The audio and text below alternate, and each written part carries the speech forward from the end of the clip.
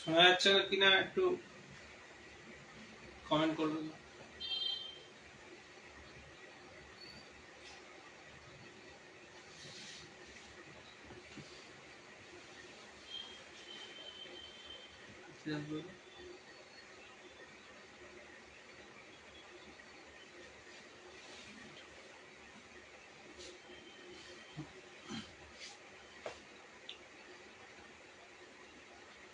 একটু ওয়েট করো, বলছি।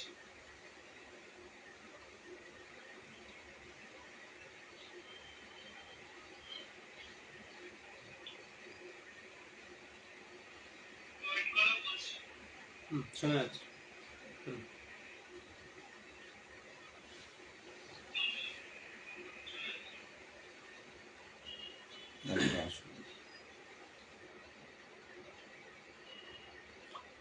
স্লো কানেকশন হয়ে যাচ্ছে তাদের।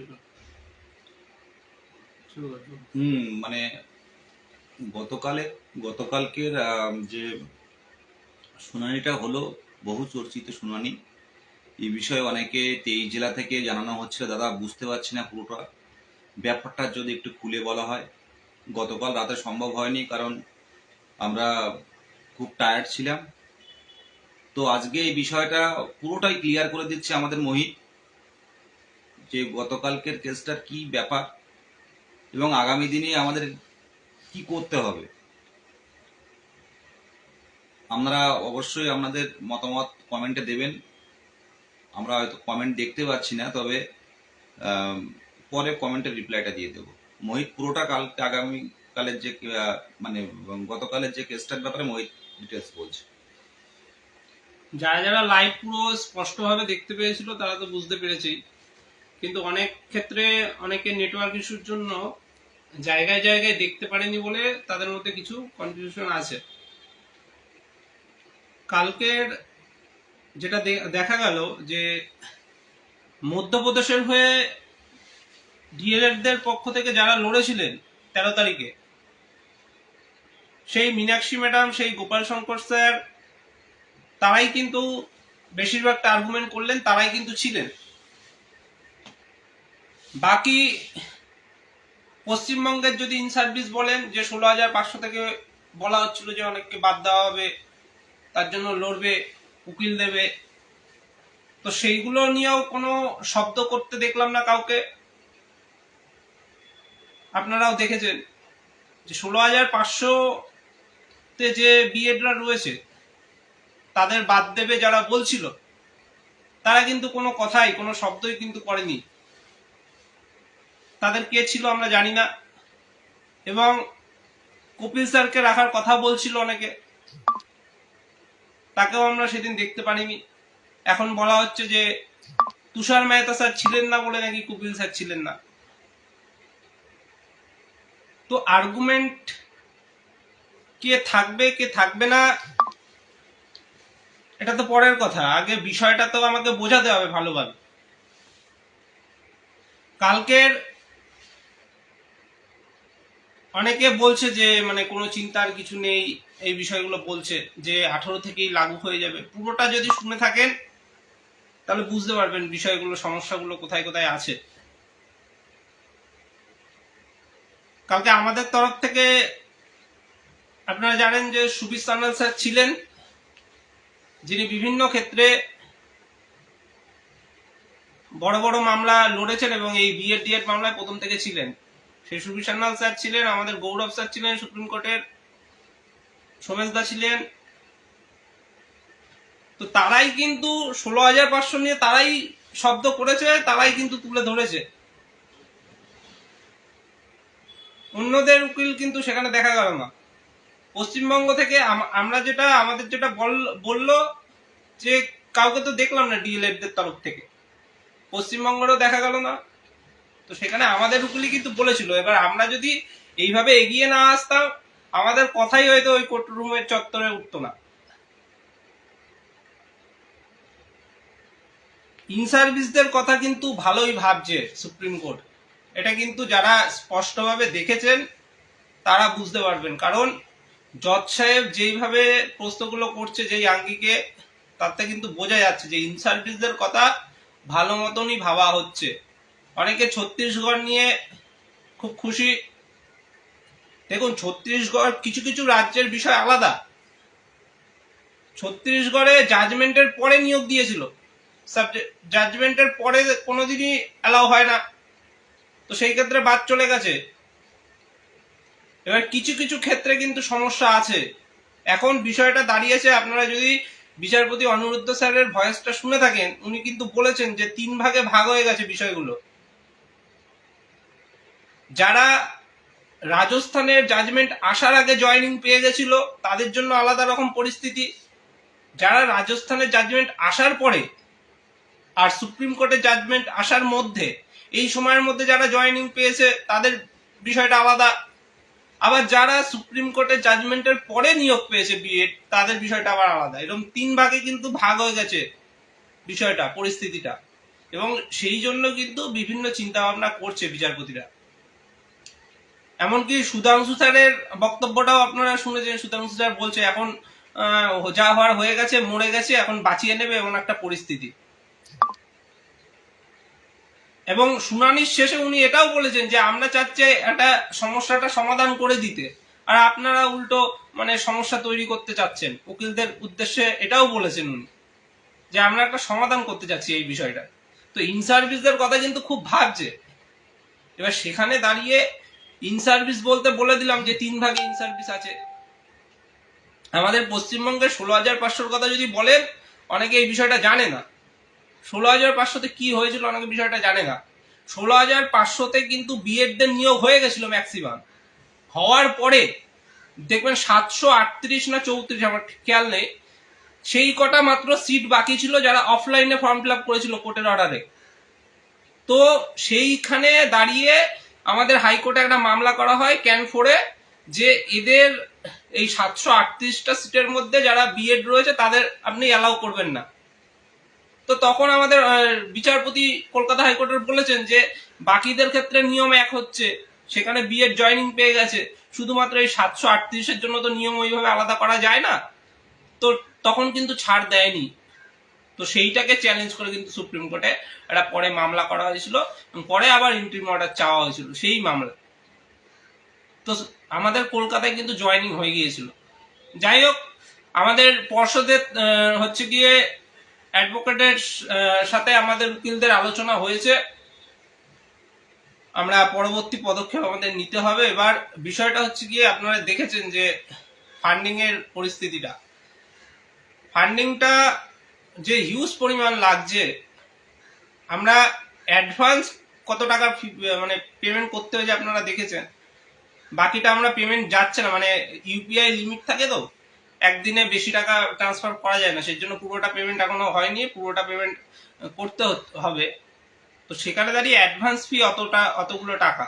তো আবার আর একটা যদি শুনানিতে আমরা এগোতে যাই, আমাদের হয়তো সোমবারেই মিটে যাবে, যেটা বলা হলো যে সোমবারেই এই মামলাটা হয়তো শেষ হয়ে যাবে শুনানি।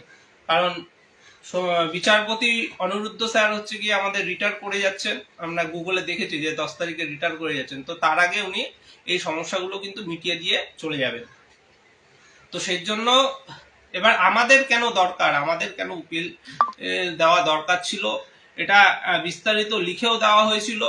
অনেকে লেখাগুলো পড়েছে, অনেকে পড়েনি। বিষয়টা হচ্ছে গিয়ে দেখুন, ইন সার্ভিসদের কথা যদি ভাবে সুপ্রিম কোর্ট, ইন সার্ভিসদের কথা ভেবে যদি জাজমেন্টটাকে হয় বলে দেয় যে যেদিন জাজমেন্ট সুপ্রিম কোর্ট দিয়েছে 11/8/2023 থেকেই লাগু হোক, মানে তার আগে যা হয়ে গেছে হয়ে গেছে, তারপরে এগুলো শুধু ইসে করা হোক, তো সেই ক্ষেত্রে কিন্তু আমাদের সমস্যা হয়ে যাবে যদি এরকম কোনো জাজমেন্ট হয়ে যায় ইন সার্ভিসদের কথা ভেবে।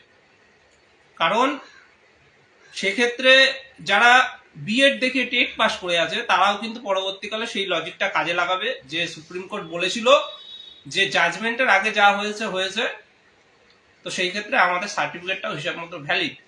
তো এইগুলো কিন্তু তখন বিএডরা কাজে লাগাবে। তো সেই জন্য আমাদের ওখানে যে চেষ্টা রাখতে হবে যাতে বাই চান্স যদি না হলে তো খুবই ভালো, যদি হয় ইন সার্ভিসদের কথা যদি ভাবে সুপ্রিম কোর্ট, তখন কিন্তু আমাদের বলতে হবে যে এটা শুধুমাত্র ইন সার্ভিসদের জন্য হোক। ওখানে লিখিয়ে নিতে হবে, অর্ডারে উল্লেখ করে দিতে হবে যে অ্যাপয়েন্টেড যারা রয়েছে তাদের ক্ষেত্রে শুধুমাত্র এটা হোক, ছাড় দিলে তাদের দেওয়া হোক, কিন্তু বাকিদের ক্ষেত্রে কিন্তু কোনো ছাড় দেওয়া যাবে না। তো এইগুলো কিন্তু ক্লারিফাই করাতে হবে আমাদের উকিলকে দিয়ে। এছাড়াও বিভিন্ন রাজ্যেতে, শুধু আমাদের পশ্চিমবঙ্গে নয়, আপনারা সিটেটের কথা জানেন, সারা দেশ জুড়ে হয়। এছাড়াও বিভিন্ন রাজ্যের যে টেট হয় সেখানেও অনেক রাজ্যে আছে এরকম টেট পাস বসে রয়েছে বিএডরা সার্টিফিকেট নিয়ে। তো তাদের যে কোনো রাজ্য থেকে যদি আমাদের এই সুপ্রিম কোর্টে এসে সুযোগ নেওয়ার চেষ্টা করে যে আমাদেরকেও ছাড় দেওয়া হোক, সেক্ষেত্রেও কিন্তু আমাদের বিরোধিতা করতে হবে। যে কোনো রাজ্যের সাপেক্ষে কোনো জাজমেন্ট আসলেই সেটা কিন্তু পশ্চিমবঙ্গতেও লাগু হবে। তো সেই জন্য আমাদের উকিল রাখতে হচ্ছে, না হলে এই সামান্য এক সপ্তাহের মধ্যে অ্যাডমিনদের তো খুবই চাপ। জেলা অ্যাডমিনরা যেভাবে দিনরাত কাজ করছে, পিডিএফ বানানো, ফান্ডিং এর প্রচার করা, ফান্ডিং একটা রিস্ক নিয়ে এতগুলো অর্থ খুব রিস্ক নিয়ে কাজ করতে হবে, নাহলে এইটার দরকার ছিল না। তো এর জন্য উকিল রাখতে হচ্ছে, যাতে ছেলেমেয়েরাও বলছিল আমরা সমস্ত সিদ্ধান্তটা টেলিগ্রাম মিটিং এর পরেই নিয়েছি।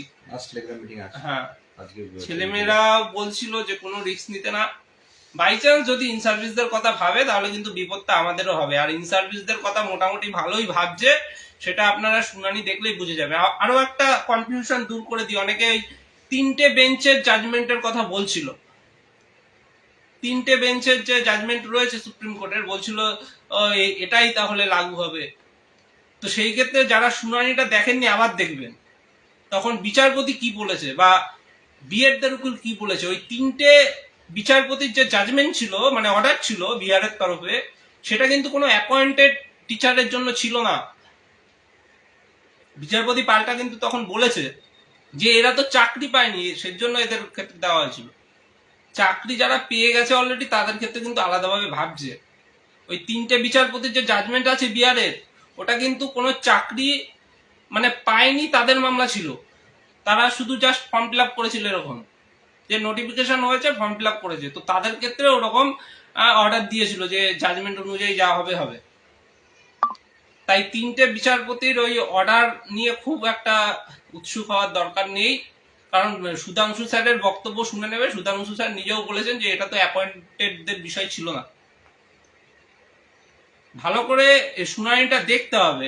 আর মীনাক্ষী ম্যাডাম আমাদের খুব ভালোভাবে বলেছে যে ব্রিজ কোর্সটা নেই, মার্চ মাস অব্দি আমরা দেখেছি আরটিআই করে যে কোনো ব্রিজ কোর্স নেই। তো সেই ক্ষেত্রে যারা বিএড এর চাকরি করছে এখন, তারা পরে ব্রিজ কোর্স করে নিয়ে কি চাকরিতে অ্যালাউ থাকবে যেটা বলা হচ্ছে, সেটা কতটা যুক্তিযুক্ত। 1 নম্বর প্রশ্ন উনি বলেছেন যে তারা কি আদৌ ব্রিজ কোর্স পাস করতে পারবে, তার কি গ্যারান্টি আছে।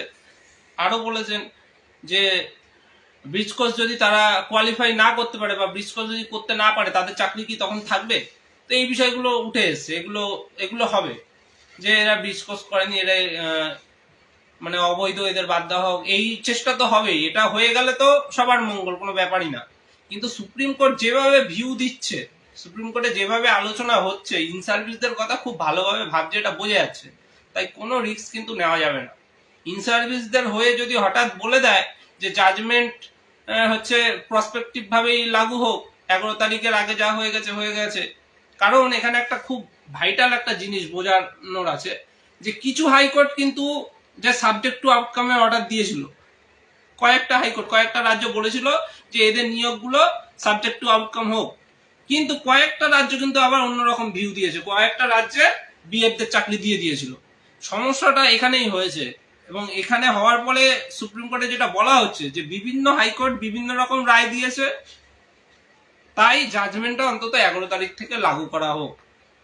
এটা কিন্তু বিএড এর উকিলরা জোর দিয়ে বলছে, কারণ না হলে কিছু যে রাজ্য হাইকোর্ট ছাড় দিয়েছিল তারা সুবিধাটা পাবে, বাকিরা পাবে না, এটাও একটা হচ্ছে কি অন্যরকম ব্যাপার হয়ে যাচ্ছে। তো এই পয়েন্টটাকে কিন্তু বিএড এর উকিলরা কাজে লাগাচ্ছে, তাই সুপ্রিম কোর্ট থেকে তারা জাজমেন্টটা 11 তারিখ থেকে লাগু করার খুব চেষ্টা করছে, এবং পরিস্থিতি খুবই মানে জটিল হয়ে রয়েছে ইন সার্ভিসদের জন্য। তো ইন সার্ভিসদের জন্য হলেও যদি বাই চান্স দুর্ঘটনাবশত ইন সার্ভিসদের জন্য কোনো রায় হয়ও, তো সেই ক্ষেত্রে কিন্তু আমাদের ক্লারিফাই কিছু করিয়ে রাখার চেষ্টা করে নিতে হবে, না হলে সুপ্রিম কোর্ট থেকে জাজমেন্ট আসার পরে কিন্তু আর কিছু করা যাবে না, হাইকোর্টের মামলায় কোনো গুরুত্ব থাকবে না। হাইকোর্টে হচ্ছে কি অনেকে বলছে যে আমরা নাকি প্রথম ভেবেছি, তো হাইকোর্টে আমাদের সার্টিফিকেট যে সবার সার্টিফিকেট বাতিলের যে মামলা, সবার প্রথম কিন্তু আমরাই ফাইল করেছি। মামলাটা এখন গেছে ঘেটে, মামলাটা এখন ঘেটে গেছে। কেন ঘেটে গেছে? দুটো মামলা হয়েছে আপনারা জানেন। দুটো মামলায় প্রথম শুনানিতে যাদের মামলায় ছিল তাদেরটা বিএড এর অংশটা শুনানিতে ঢুকে গেছে, আর এনআইএসটা জজ সাহেব ঢুকিয়ে দিয়েছে। বাকি যে ট্রেনিং গুলো ছিল সেগুলো কোনো এসএলপি করা ছিল না, তাও সেই ট্রেনিং গুলো আমাদের মামলায় শুনানি হয়েছে, আমাদের মামলায় সেই ট্রেনিং বাদও চলে গেছে, তাদের সার্টিফিকেট বাদ চলে গেছে। আমরা কিন্তু সেটা নিয়ে খুব একটা প্রচার করছি না।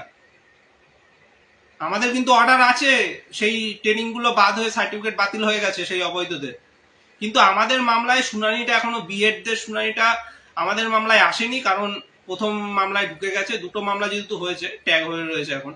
তো পরিস্থিতি এই জায়গায়, জিনিসটা ঘেটে রয়েছে এখন, জিনিসটা ঘেটে রয়েছে। একটা মামলায় হলে সেটা শুনানি বারবার করানো যেত। তো এই হচ্ছে পরিস্থিতি।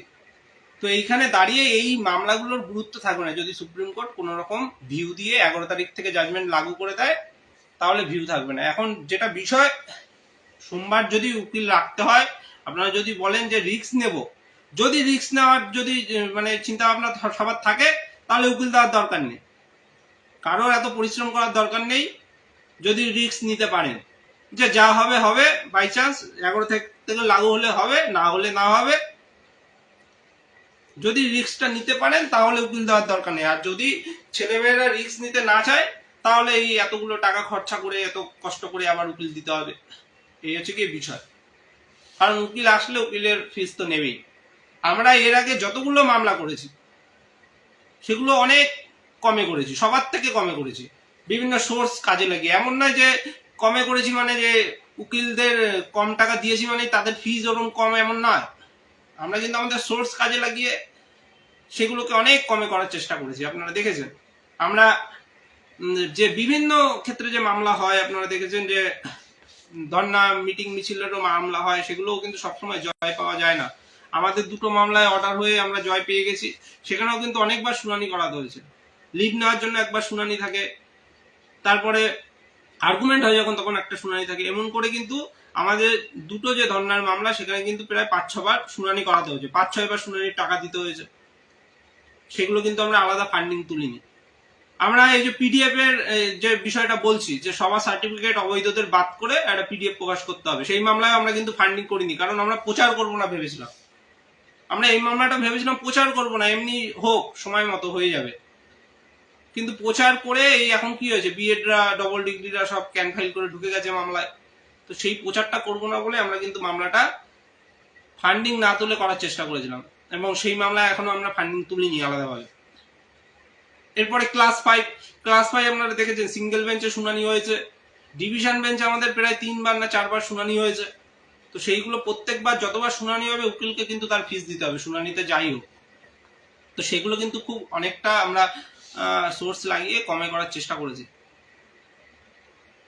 এছাড়াও আরো যে সুপ্রিম কোর্টের এটাই তো আমাদের হিউজ ফান্ড চলে যাচ্ছে, মানে এতটাই যাচ্ছে যে আগের যে এতগুলো মামলা আমরা চালাচ্ছি সেই মামলায় এত হয়তো ফান্ডিং নষ্ট হয়নি, কিন্তু সেই ব্যয় কিন্তু আমাদের করতে হচ্ছে শুধুমাত্র এই একটা কারণে, যে রিস্ক নিতে পারছি না।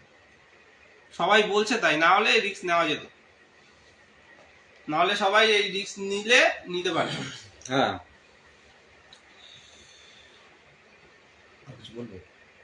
আর কি ওই ফান্ডিং এর যেটা বিষয়, রমেশ স্যারকে সাহায্যের কথা আমরা বুঝতেই পারছেন যে কেন প্রথম থেকে খুব প্রচার করিনি। আমরা যদি খুব প্রচার করতাম একদম 13 তারিখ থেকে যে সবাই ফান্ডিং করুন, রমেশ স্যারকে ফান্ডিং করুন, অল ইন্ডিয়া সাপেক্ষে ফান্ডিং করুন, তাহলে কি হতো, এই 22-এর এই ফান্ডিং চলে যেত আর 22-এর উকিল দেওয়ার আর জায়গা কোনোদিনও আসতো না। 22-এর ম্যাক্সিমাম ফান্ডিং বেরিয়ে যেত, তখন কি আর সবাই মানে সবার কি সামর্থ্য আছে বারবার ফান্ডিং দেবে? 22,000 টাকা ইন সার্ভিসদের 22,000 টাকা ম্যাক্সিমাম চলে যেত। আর আজকের এই যে ফান্ডিংটা, মানে আমরা তাও প্রথমে একটা জাস্ট মেসেজ লিখে দিয়েছেন, যারা ফান্ডিং করবে তারা নিজ ইচ্ছায় ফান্ডিং করবে, আমরা কোনো বিরোধিতা করি না কারণ যে ফান্ডিং করবেন না, এইভাবে বিরোধিতা করি না, এই নোংরামোগুলো করি না। আমরা বলে দিয়েছিলাম মেসেজ করে পার্টিকুলারলি যে যারা যারা ফান্ডিং করতে চান অ্যাকাউন্টে সরাসরি ফান্ডিং করে দেবেন। কারণ এমন না যে আমরা ফান্ডিং তুলবো, আমরা তুলে তাদের দেবো, এটা হয় নাকি? আমরা কি সব টাকা তাদের দিচ্ছি? এটা কে কে বলতে পারে? তারা পরে যদি কেউ প্রশ্ন করে আমি তো রমেশ স্যারকে ফান্ডিং দিয়েছি, তো আপনারা সব টাকা দিলেন না কেন তাদের? আপনাদের সেটা কই? বা ওইদিকে কি খরচ হচ্ছে, রমেশ স্যারদের কি খরচ হচ্ছে তার হিসাব কই? তো সেগুলো তো আমরা দিতে পারবো না, কারণ ফান্ডিং বাইরে চলে যাচ্ছে। তো আমরা তাই বলেছি যে সরাসরি যারা ফান্ডিং করবে রমেশ স্যারকে করে দিন অল ইন্ডিয়া সাপেক্ষে। কিন্তু বিষয়টা হচ্ছে, যারা বলছিল যে এই 16,500 পশ্চিমবঙ্গে 16,500 বিএডদের বাদ দেওয়ার জন্য বড় বড় উকিল রাখবে, তাদের বক্তব্যটা কোথায়? আগের দিনের শুনানিতে তাদের একটা টু শব্দ এলো না কেন? কোর্ট চত্বরে তাদের শব্দটা কোথায়? তাদের উকিল কে ছিল? তারা কোনো শব্দ বললো না কেন? পশ্চিমবঙ্গে 16,500 বিএড এর কথা একটা শব্দ কেন বললো না? কোন উকিল ছিল? তারা সেখানে যে ডিএলএডরা রয়েছে তারা চেষ্টা এখন কি করবে যে তাদের যাতে কোনো মানে একটা তাদের ছাড় দেওয়া হয়, কারণ তারা বঞ্চিত হয়েছে, সেই জন্য তাদের অন্তত ওই যে অল্প কয়েকজন পড়ে আছে তাদের ছাড় দেওয়া, তাদের একটা চাকরির ব্যবস্থা করা, তারা সেই চেষ্টা করতে পারে। তো সেই চেষ্টায় আমরা কেন ফান্ডিং দেবো? 2014 টেট পাস তারা আগে সুযোগ পেয়েছে, আবার 16,500-তে সুযোগ পেয়েছে, সেখানে তারা যদি চেষ্টা করে তাদের চাকরির জন্য, সেখানে আমরা কেন ফান্ডিং দেবো? 22 স্টেটদের আমাদের ওখানে কেন ফান্ডিং দেবো? তারা চাকরি পাবে। তারা যদি বিএডদের বাদ দেওয়ার জন্য আর্গুমেন্ট করতো আলাদা কথা, তারা তো একটা শব্দ বলেনি আগের দিন শুনানিতে। পশ্চিমবঙ্গ থেকে ডিএলএডদের উকিল কারা ছিল? শব্দ করেনি কেন একটাও? ইন সার্ভিসদের যারা বাদ দেওয়ার জন্য এত উদ্গ্রীব, তারা একটা শব্দ খরচ করেনি কেন? সেই তো আমাদের উকিল গিয়েই বললো, আমাদের উকিল গিয়ে সেখানে আর্গুমেন্ট করছে। আমরা বলেছিলাম আমরা আমাদের কোনো যাতে বিপদ না হয় সেই বুঝে আর্গুমেন্ট করবো, কিন্তু দেখা গেল যে পশ্চিমবঙ্গ থেকে কোনো উকিল নেই, মানে উকিল থাকলেও কোনো শব্দ বলছে না, 16,500 বিএডদের বিরুদ্ধে কিচ্ছু বলছে না, সেখানে আমাদের উকিলকে বাধ্য হয়ে বলতে হচ্ছে। তো এগুলো কেন হবে? পর্ষদের উকিলের সাথে আমাদের উকিলের কথা হয়েছে, আর্গুমেন্টের দায়িত্বটা ভারটাও প্রায় আমাদের কাছেই আসছে এখন, তো যা দেখা যাচ্ছে 16,500 আর্গুমেন্টের দায়িত্ব আমাদের ঘাড়ে আসছে, যা বোঝা যাচ্ছে এখন। তো সেইগুলো নিয়ে যারা ফান্ডিং করলো, যারা ফান্ডিং তুললো, তারা কাকে দিল? তাহলে শুনানিটা কেন করলো না? 16,500 নিয়ে একটা কথা বলতে পারতো, সে আমাদের উকিল গিয়েই বলছে। তো এগুলো চিন্তা ভাবনা করুন। টেলিগ্রাম হয়তো মিটিং হবে আজকের, আমরা এখন আবার বেরিয়ে যাচ্ছি। কালকে সেই রাতে বিস্তারিত বলার কথা ছিল, কিন্তু কালকে রাতে হোটেল খুঁজতে খুঁজতে আমাদের সময় চলে গেছে। হোটেল খুঁজে তারপর ফ্রেশ হয়ে খাওয়া দাওয়া করতে করতে অনেক রাত হয়ে গেছে। তো এখন আবার বেরিয়ে যাচ্ছি হোটেল থেকে। হ্যাঁ, যেটা বলছি মোহিত পুরোটাই ক্লিয়ার করেছে। তো যেটুকু বলার, আমরা যেমন লাইভে একবারই কেসটা দেখি, মোহিত কাল দেখলাম বেশ ভিডিওটা মানে বহুবার দেখেছে, মানে কেসের ভিডিওটা যে কি হয়েছে খুঁটিয়ে খুঁটিয়ে বারে বারে খুঁটিয়ে খুঁটিয়ে ডিটেলস বের করেছে দেখলাম। তো কোনো কিছু জানতে গেলে আগে বাচ্চাদের পড়াতে গেলে যেমন আমাদের নিজেদের পড়তে হয়, কাউকে শেখাতে গেলে যখন নিজেকে আগে শিখতে হয়, সুতরাং আইন নিয়ে কোনো কথা বলতে গেলে আগে নিজেকে জানতে হয়, মুখের কথায় নয়। যেভাবে আমাদের মোহিত স্টাডি করে প্রত্যেকটা কেসের, যে আমাদের রিলেটেড যেসব কেসগুলো স্টাডি করে এবং পুরনো মানে কেসগুলো ঘেটে ঘেটে বের করে কোন অ্যাডভোকেট কি বলছে, এর জন্য স্টাডি করতে হয়। এক জায়গায় দাঁড়ালাম, লাইভ করে হুড়ুড় করে বলে দিলাম লোকের মুখের কথায়, তার মধ্যে বাস্তবের সাথে অর্ডার কপির সাথে মিল নেই। আর সবচেয়ে বড় কথা, আমরা হবু শিক্ষক, কোনো কেসের রায় এলে সেই অর্ডার কপিটা একবার নয় 5-7 বার পড়বেন। অর্ডার কপি আইনে লেখা, আইনের শব্দ কিন্তু অন্যরকম, সেগুলো বুঝতে হয় যে এই একটা ওয়ার্ডে অনেক মিনিং হয়। তো আগে কোনো আইন নিয়ে বলতে গেলে আগে নিজেকে শিখতে হবে, আগে নিজেকে পড়তে হবে। যে কোনো জায়গায় দাঁড়িয়ে লাইভ করে দিলাম, হুড়ুড় করে বললাম, যার কোনো বাস্তব মিল নেই। ডেটটাও পড়তো না যারা বলছে না, ওই মানে এই আগের দিন শুনানিতে এই জন্য উকিল রাখিনি টাকিনি, এইসব মানে ফাউ কথা। ডেটটাও আজকে পড়তো না, এই সোমবারের ডেট। আগের দিন কেন ডেট পড়লো? যে দুটো প্রশ্ন করা হয়েছিল, আপনারা জানেন যে কত শূন্যপদ আছে জেলা ওয়াইজ, 1 নম্বর প্রশ্ন। আর দ্বিতীয় প্রশ্ন হচ্ছে ব্রিজ কোর্সের ব্যাপারে, যে কোনো করানো যায় কিনা। এই সাপেক্ষে যে জমা দেওয়ার কথা ছিল সেইটা জমা দেয়নি, সেই জন্য আর একটা ডেট পড়েছে, নাহলে তো ওই দিনই মামলা শেষ হয়ে যেত।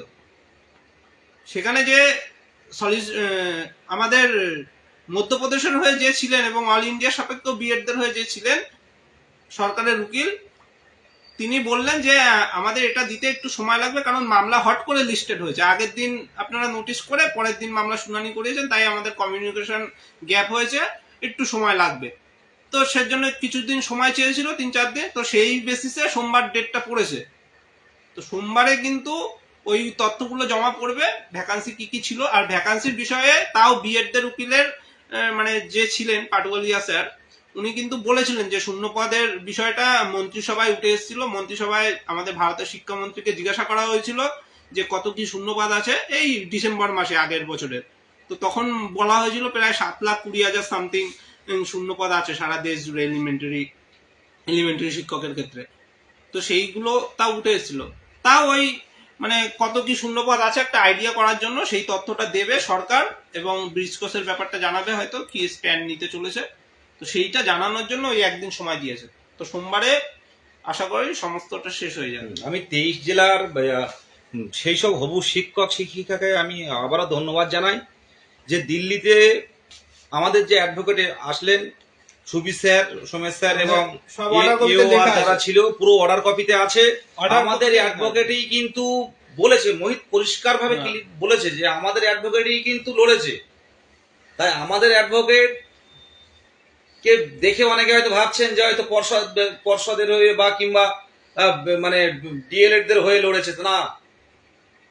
পশ্চিমবঙ্গ থেকে যে মানে বিভিন্ন ভাবে সোশ্যাল মিডিয়াতে দেখেছি এই কেসটা হ্যাঁ, যে আমাদের এই যাচ্ছি, আমরা ওই যাচ্ছি, পশ্চিমবঙ্গ থেকে, পশ্চিমবঙ্গের ডিএলএড থেকে আমরা যাচ্ছি ইন সার্ভিস দিয়ে বাদ দেওয়ার জন্য যাচ্ছি। আপনারা লাইভে দেখেছিলাম, ভিডিওটা আরেকবার দেখে নিন যে আর্গুমেন্ট কি করেছে। সুবীর স্যার করেছে, সুবীর স্যারই 16,500 নিয়ে বলেছে, 16,500 নিয়ে সুবীর স্যারই বলেছে। সেটা আমাদের 2022 প্রাথমিক টেট পাস ডিএলএড ঐক্য মঞ্চের 23 জেলার পক্ষ থেকে যে উকিল দেয়া হয়েছিল সেই উকিলই কিন্তু বলেছে। সুতরাং এদের যারা কথা বলে না, সুপ্রিম কোর্টে এসে দেখলাম তো এদের টিকি খুঁজে পাওয়া যাচ্ছে না। শুধু সোশ্যাল মিডিয়াতে লাইভ করে বড় বড় ভাষণ, আর বাস্তবে মাটিতে এসে দেখলাম সম্পূর্ণ আলাদা। তো আমি 23 জেলাকে আমি ধন্যবাদ দেব আমাদের পাশে থাকার জন্য। আর সোমবারে কি হবে, সোমবারটা যেটুকু মোহিত বলেছে আরেকবার বলে দিই যে ইন সার্ভিসের দিকে কিন্তু অনেকটা মোড় ঘোরার সম্ভাবনা আছে। কিছু কিছু শব্দে বোঝা যাচ্ছে, বিচারপতির কিছু কিছু শব্দে বোঝা যাচ্ছে যে সমাধানের পথে যাচ্ছে। যেহেতু বিচারপতি রিটায়ার হয়ে যাচ্ছে, হয়তো ইন সার্ভিসদের পক্ষেও গেলেও রায় যেতে পারে। আবারও বলছি, কিন্তু সেই সময় যদি পশ্চিমবঙ্গের বিএড এর ব্যাপারটা ক্লিয়ার না হয়, তাহলে কিন্তু আমাদের আবার হাইকোর্টে ছুটতে হবে। তাই সেখান থেকে যদি কোনো রকম একটা লাইন বের করে আনতে পারি যে ইন সার্ভিস যদি আপনারা রায় দিন আলাদা হোক, কিন্তু পশ্চিমবঙ্গের 2022 প্রাথমিক টেট পাস ডিএলএড এই বিএডরা কি করবে, বিএড থেকে এখান থেকে যদি ক্লিয়ার বা ক্লারিফিকেশন নিয়ে যেতে পারি, আমাদের হাইকোর্টে কেসটা সমাপ্তি হয়ে যাবে। কারণ ইন সার্ভিসদের পক্ষে ধরুন রায় আসলো, সেটা যাতে শুধু ইন সার্ভিসদের জন্যই হয়, হ্যাঁ, সেটা শুধু ইন সার্ভিসদের পক্ষে এইটুকুনি আমাদের উকিলকে দিয়ে বলাতে হবে ওখানে। এইটাই হচ্ছে বিষয়। আমাদের উকিলের হচ্ছে কি নামগুলো প্রত্যেকে দেখে নিয়েছেন, অর্ডার কপিতে লেখা আছে। আর আর একটা জিনিস হচ্ছে গিয়ে আমাদের যে স্ক্রিনশটটা দিয়েছি যে সুবীর স্যার মানে পাশে মানে বিএডদের অ্যাডভোকেট কিছু জনও ছিল, তো সেখানে দাঁড়িয়ে আপনারা শুনানিটা শুনবেন, লাস্টে জিজ্ঞাসা করছে শুদ্ধাংশু স্যার যে আপনি কোন পক্ষের, এদিকের না এদিকের, আপনি ওখানে দাঁড়িয়ে আছেন, তো বলছে আপনি তো ডিলেটদের, তখন হাসছিল, সেজন্য ওই হাসার যে স্ক্রিনশটটাও আপনারা দেখেছেন।